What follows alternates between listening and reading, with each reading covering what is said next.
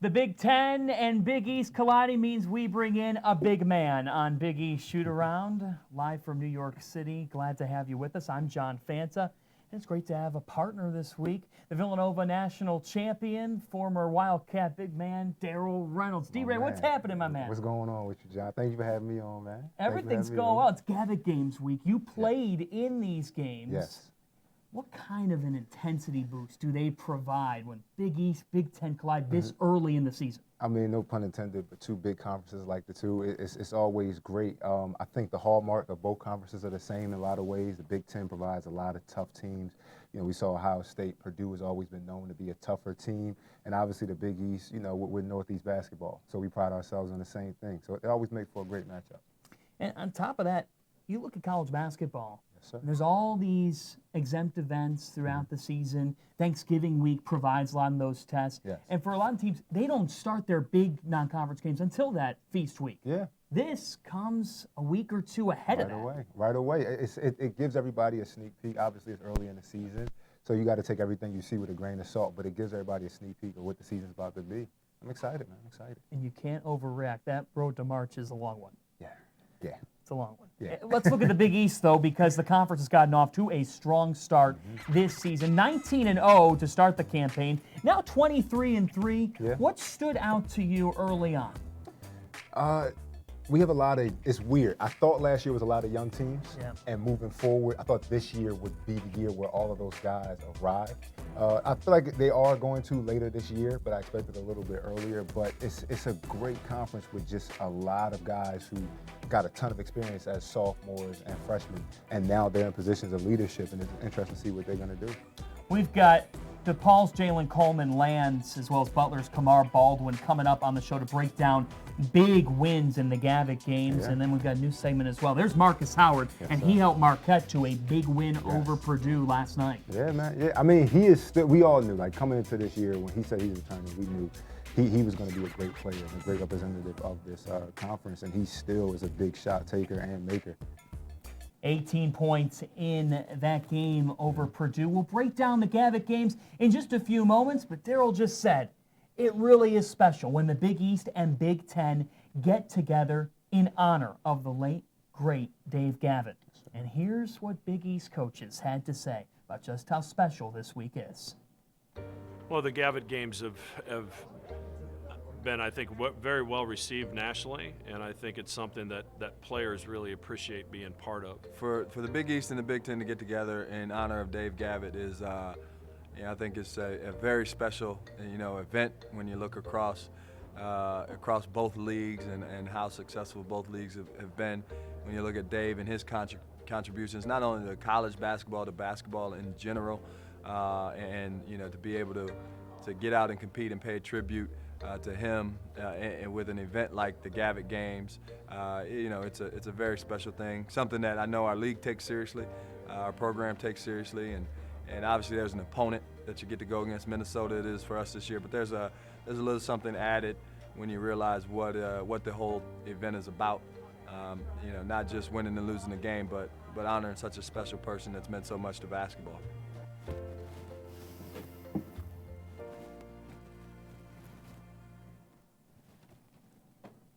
It's the 5th year of these Gavitt tip-off games, and they have always provided a high level of competition, and this year's been no different. Each conference with 3 wins apiece, setting up the final night of action. DePaul, Butler, Marquette coming out with wins for the Big East. Michigan outlasting Creighton despite Tyshawn Alexander's 20 points. Ohio State with a statement win over Villanova, and then Northwestern bouncing back and beating Providence. How about the way that the DePaul Blue Demons set the tone, though, to the weekend? And this is a program that's on the rise. Yes.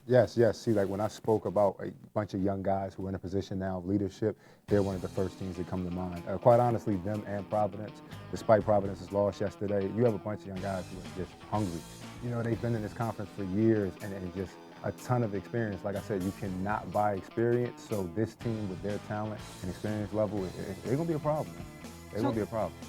They are a problem, and they were a problem for Fran McCaffrey's Iowa Hawkeyes at Carver Hawkeye Arena, Yes, sir. nonetheless. Yes, sir. How about DePaul? They started on a 19-2 run in this game. Paul Reed goes for 25 and 12. We'll Yes. get to him in a moment. Charlie Moore gives them a different edge as well, the Kansas transfer. Yeah. But Dave Lato, he said for his team, he liked the rhythm they were in. This was the 4th game in 7 days, and they put up 93 at Iowa.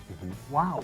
Yeah, no, it's ridiculous. Like you said, Paul Reed, he led them. I believe he led them in assists as well. No, assist and steals. Yeah. Yeah, so he's just all over the place, and obviously he is who he is in this conference. But to see those younger guys around DePaul's program like just buy in, and you start to see them, they're really starting to etch out who they are as a program. You know, moving forward, DePaul it's a culture thing at this point. You know, they have to maintain that, and they continue to go with that on top of their talent. Like I said, it's a good thing. We talk about in this league, and you could say the same about the Big Ten as well, and this week's a prime example of it, but particularly in the Big East. Yes. You always talk about, we're going to try to make a move up this year. We're going to exceed expectations. Yeah. But if you're going to make a move from 10th or 9th up to 5th or 6th, Yeah. that means you've got to overtake teams who know how to get to the NCAA tournament, like Butler, Yeah. as the Bulldogs are able to outlast a tough Minnesota team. Creighton falling just short to Michigan, but we know with Creighton, Tyshawn Alexander, Mitch Ballard. Yeah. They're just, I mean, Creighton obviously is the offensive juggernaut of the Big East. We all know that they're able to put up points. I believe that once their defense really comes together and they, cohere completely, they're going to be a problem as usual. And the beauty of it is, I know I say everybody's going to be a problem, but the beauty of it is we're in a position as Big East fans where we see that every team is on the rise. There is no team that doesn't like they don't have room to improve. There's no team like they're topped out, and there's no team that is just top heavy with seniors and juniors. You have a bunch of underclassmen, who are just stepping up in huge ways, and it makes for great basketball. You talk about that experience back. Yes. Marcus Howard, the other 9 Big East coaches besides Steve Wojcicki, can't wait for him to graduate. Yeah, he's one of those guys. He reminds me of Phil Booth in the sense that you feel like he's been around forever. Wouldn't they call those an old head? Yes, exactly, an old head. He is an old head through and through, but Marcus Howard, like I said, just big shot taker, big shot maker, and he's going to be the staple once again for Marquette. Man. Seniors, they Yes. matter. Yes. Time and again. Yes. DePaul's got one in Jalen Coleman Lance. He delivered 17 points in that 93-78 win over Iowa. I caught up with him earlier this week. The tone was set to the 2019 Gavitt Games by the DePaul Blue Demons. What a statement-making win by DePaul, 93-78. That was the finals. They went into Iowa City and took down the Hawkeyes. And we're joined by senior Jalen Coleman Lands, the Illinois transfer, at 17 points and a big night from beyond the arc. Jalen, for this DePaul team, everybody looked at this early season matchup, and you guys were the underdogs heading in. How rewarding was it to go out there and make a statement? Well, honestly, we weren't really fazed by what everybody else was talking about. We knew how important it was to just focus on ourselves and really just execute, both offensively and defensively. So, Talk about that execution. You started the game at Iowa on a 13-0 run. What was the key to such a hot start? honestly, it was just kind of like locking into what we do every day, both defensively and offensively. Make sure we move the ball, trust each other, play within ourselves, and defensively, as far as just being in the gap, talking to one another, and playing hard. So doing all those, both, like I said, executing both offensively and defensively is our main focus. And everything else will take care of the rest. This was a statement-making win. And I know that on your side, you're not fazed by what the outside world is saying. But Jalen, you knew you came into this program that DePaul has been near the bottom of the Big East Conference. All right. Why is this DePaul team different? Man, it's coaching staff, the players, even the players from last year, such as Eli, Max, some of the leaders we had, Femi, who put in blood, sweat, and tears into this, and talking about rebuilding the culture. And that was one of the reasons why I even came here. I knew it was bigger than just myself, and it was just bigger than DePaul. It's bigger. It's for the city of Chicago. It's just, it's right here. It's going to impact us individually and a team and as a program. So just realizing that, and then kind of going back to the basics, as in like, okay, all right, all the details matters, and then build from there. Let's look at this week. It's the Gavitt games, Big East against Big Ten. What's significance for DePaul to start the week off for the Big East and rep the conference strong like that? Yeah, man, I guess it would be great for the conference. Right now, and it was a little bit more impactful or meaningful for me coming from the Big Ten. So I know the importance of on both ends.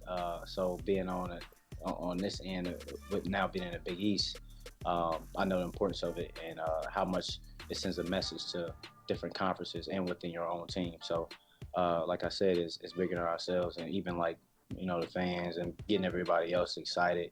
But most importantly, reassuring for ourselves. The Big Ten is obviously a high-powered conference and one of the powerhouses in America, and the Big East at the table with them. What would you say be your definition of Big East basketball? Man, skilled, entertaining, and competitive. So if I could summarize it in 3 words, that'd probably be my 3 words that would summarize the Big East basketball. Entertaining. Yes, That's what DePaul put on against Iowa, and they'll be back in action this weekend against Cornell on Saturday on the Fox Sports Networks. Jalen Coleman lands. Sure. You are red hot, and so are these Blue Demons at 4-0. Thanks for the time. No problem. It was honored. Back here in New York City, he's Daryl Reynolds, the former Villanova big man, national champion in 2016. I am merely John Fanta without a ring. I say no merely without it, man. You've played in the Gavitt games. Yes, sir. So let's TBT this here. It's only fitting that the show's on a Thursday. Let's go back to 2015, Villanova and Purdue and West Lafayette. You remember this game? Gosh, yes. First of all, that's one of the hottest arenas we've ever played in. But the way they set it up is great. It's very circular. You feel like on the break, big man on the loose. Coach Wright's favorite play by me. But Booth couldn't finish. You cleaned up the mess. It was just it's one of the best arenas to play in my opinion, because the fans feel like they're right on top. You can see in the background how close they are, and that place was packed. That was one of the best games of my college career, and I loved it. All right, I know Coach Wright wasn't working on ball handling on the break with you in the 2-hour practice. Yeah, every now and then he pulled me aside, just a little bit. How was the handle? You had to get involved. Everyone's like, oh, Villanova plays 4 out, 1 in. No, they play 5 out with Daryl Reynolds. I'm learning. I'm at guard you, man. I had to learn, man. I had to learn. You had to learn. And for Villanova, you said earlier in the show, last night, Ohio State, they come out, they hit 3 for their first 3 from beyond the arc. That can happen. You're in a tough road atmosphere. Yeah. Jay Wright even said in the preseason, this team is far from the ceiling they're going to get to in March. Last night was just about getting a measuring stick. Yeah, I mean, that's the beauty of, like I said, this conference this year in general, but especially Villanova. They have a young team that graduated, Eric Pascal and Phil Booth last year, who you want to talk about experience. You're talking about 2 guys who are in their 5th year of college basketball. But they're going to have to definitely learn and grow, and I really think this year is going to be a year where every game you're going to see hopefully something better, but at least something different every game from them. They have to learn what their identity is, and nobody could teach them that. That's okay. That's what a season is. And it's not just easy to jump right into Villanova basketball and know what's going on. No, not at all. Not at all. They have a lot of young guys. They're starting 2 freshmen and Justin Moore and I just call him JRE. JRE, yeah. He has like 18 names. But but Jeremiah and Justin, they have a lot to learn. But the beauty is the talent's there. That the talent is there. Now you just have to work and work and work. Like I said, you can't buy experience, but they'll get it as they play along. Speaking of experience, Butler has that in the form of Kamar Baldwin. Yes, sir. He feels like an old head who's been around forever. Yes. I could have swore he was a freshman when I was a freshman, but just another guy. He has a knack for creating his own shot, and I feel like that's going to be huge for Butler this year. They have a lot going on defensively. Sorry, all the movement.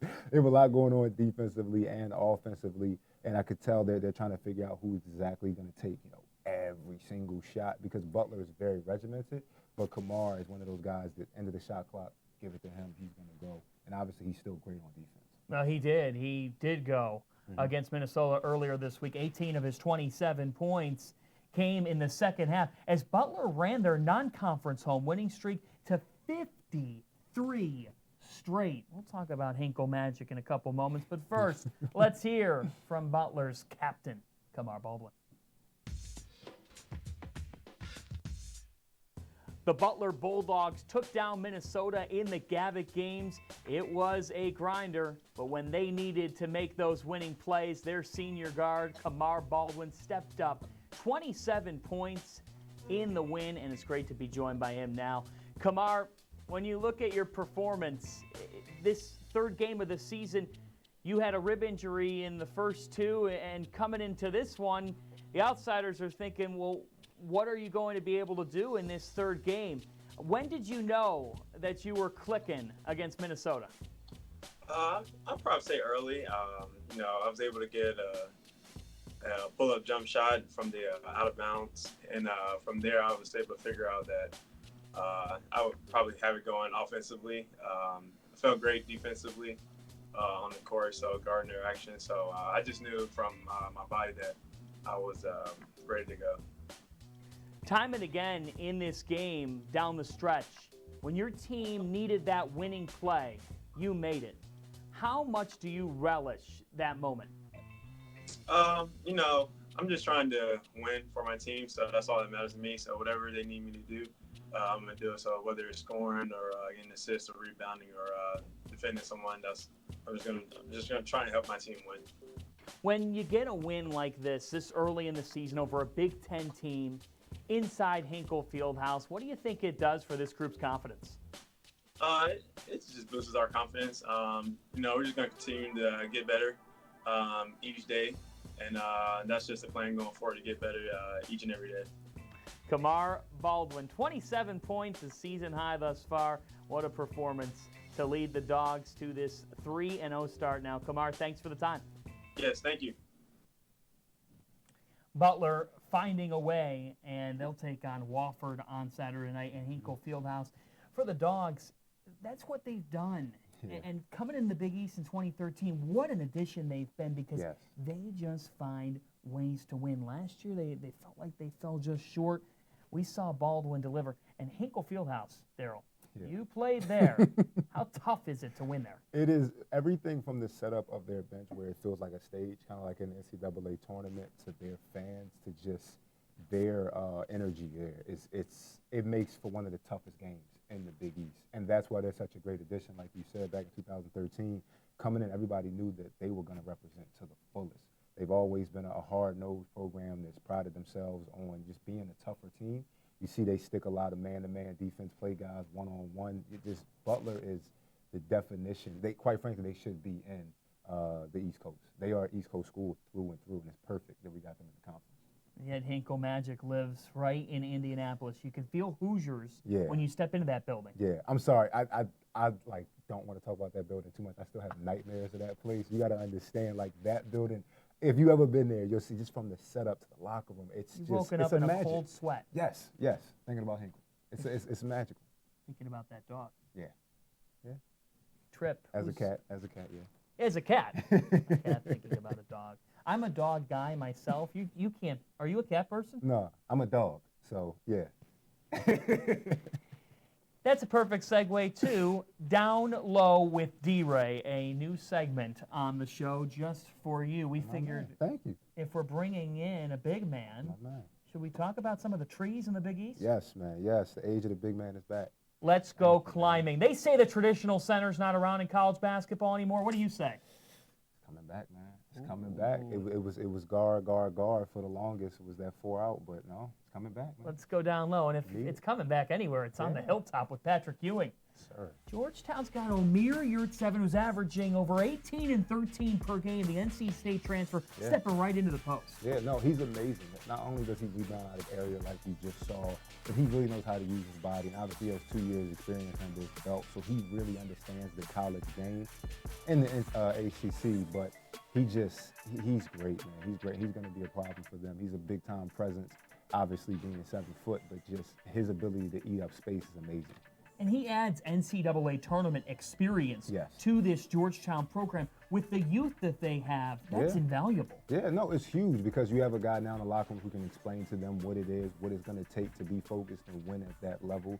But he also has a lot to grow and learn in that program. He's going to be huge for them this year. That's a Hoya. Let's go to Cincinnati, a guy that you know all too well on the sir. court, Tyreek Jones. Yeah, another old head. I feel like he's another one who's been in school for a while, but he is just the epitome of athleticism and power. You know, he uses straight up brute force, as you see time and time again. What I really like about his game is he's developed his touch, you know, through all his willing and dealing and up and unders. His ability to just finish around the basket has gotten better outside of just dunks and layups. You know, he's getting better every single year. I think at this point, every single game, you're seeing something better from him. Averaging 14 and 8 early on for the Musketeers, Just who shy are of a coming off double-double. gutsy win Yeah. over Missouri Yes. in a game that went to overtime, and Najee Marshall came up clutch. Yet Xavier finds a way. Yeah.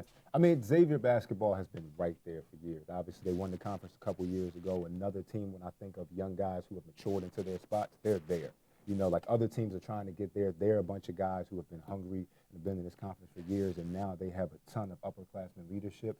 Xavier's going to be huge for this conference this year, man.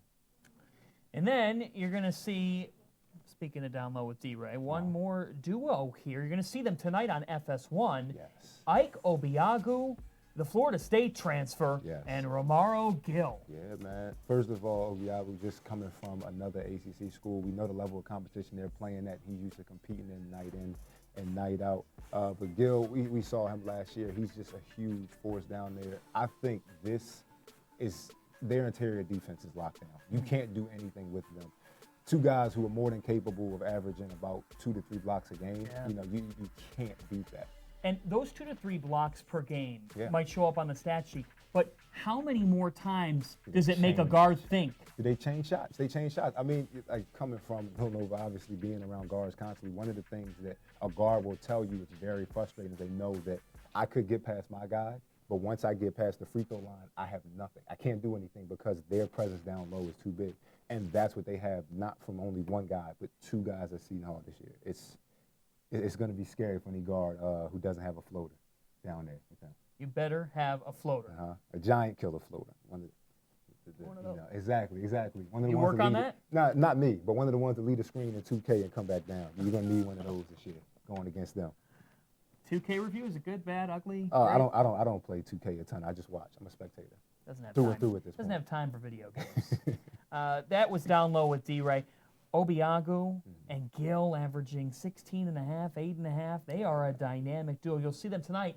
But first, 6:30 Eastern Time, FS1. This is a move the needle opportunity because Georgetown and Penn State both have NCAA tournament aspirations. Yes. I mean, this is a huge game. Like, we can't put enough emphasis on it, especially for Georgetown. I think this could pose as a statement win for them. And like you said, a young team, but just their ability to show everybody, listen, we're here. You know, we are here is on the line tonight. Last year, offense came easy. But defensively, they were 10th in the Big East. Yeah. That's the question here. How do you try to change who you are on defense over the course of an offseason? It's something that takes a day in and day out effort, you know, and experience. You got a bunch of young guys. I mean, you see they have 2 freshmen leading the charge down there last year. Yes, you're going to be disconnected. You're obviously going to be more connected when you play with guys for years and years. But like I said, you can't buy experience, but you can definitely get it over time. And they're another team where the talent's not lacking. Offensively, like you said, they're there. And as this year goes along, you'll see them tighten up more and more defensively. James Akinjo, what comes to mind? The point guard. Explosive. He has like a little rust in him. He is just, I mean, I understand. He's an Oakland boy. Yeah. He just has that. It seems to be something they breed out there. But he has a dog mentality. I swear I didn't set that up because of the Hoyas, but he is defensively and offensively, that young man is a problem. And only going into his sophomore year, it's going to be something to see. That's game 1 of the night. Kevin Kugler and Donnie Marshall will have it for you on FS1. Then it's followed by the matchup of the week. It has been a game that's been talked about since last spring because Cassius Winston for Michigan State on one side, and on the other, will the cape be put on? Number 13, Yes, Miles sir. Powell, an ankle injury over the weekend against Stony Brook. Yeah. By all accounts, folks, tonight, Miles Powell is going to give it a shot at the Rock. Yeah, I don't think he's only going to give it a shot. I think he's going to show up and show out as he always does. That young man, like I said, another embodiment of just Big East basketball and East Coast basketball. He is tough, you know, not only offensively, but just in his mentality, his approach to the game. I don't think he's just going to give it a shot. I think he's going to give us a show. What's interesting about this matchup is that when you think Michigan State, Yeah. you think rebounding. Yes. You think they? All over the 4 and glass, 5s. physicality, that's the kind of challenge that they present. Seton Hall, we just saw they're 2 7-footers. Yeah. This is going to come down to a game of perimeter defense. You know, obviously the big men inside, they're going to do their thing, and we understand that Seton Hall is going to limit them inside. But if the guards and the wings, if somebody can't stop Cash Winston, what can you do with that? Well, I think what we saw last week with Michigan State, Joshua Langford out with the injury, so Aaron Henry, he's got to step up. And their other complementary pieces have to step up. We know that Powell and Winston could very well get theirs. Yes. What this game comes down to tonight, you just said perimeter defense, but on the flip side, who can make those perimeter shots? Yes. Is it Miles Cale or Jared Roden for Seton Hall? Will Michigan State be able to find those as well? Because the stars in these matchups typically negate each other in most cases. I think they have the ability to cancel each other out, but at the same time, just knowing those two teams, they're going to make sure that isn't the match. I mean, if they're against each other and they cancel each other out, then it's anybody's game. But obviously, I don't see that happening. I see Seton Hall getting the matchups they want to. And like you said, perimeter shots are going to be huge, and that's not something they struggled with in the past, but they have to be able to stop the other team.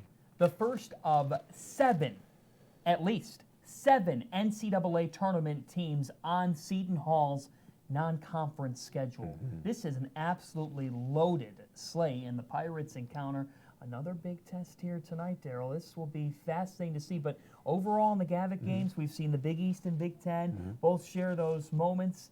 This league stacking up for another monster year, and tonight we get a front row seat for it. You ready for the Rock? I was about to say hell yeah, but hell yeah. Thank you. Hell yeah, on Big East Shootaround we are. The Gavitt games roll on tonight, 6:30 FS1, and then at around 8:45, the Golden Tones of Gus Johnson for the first time this year in college hoops.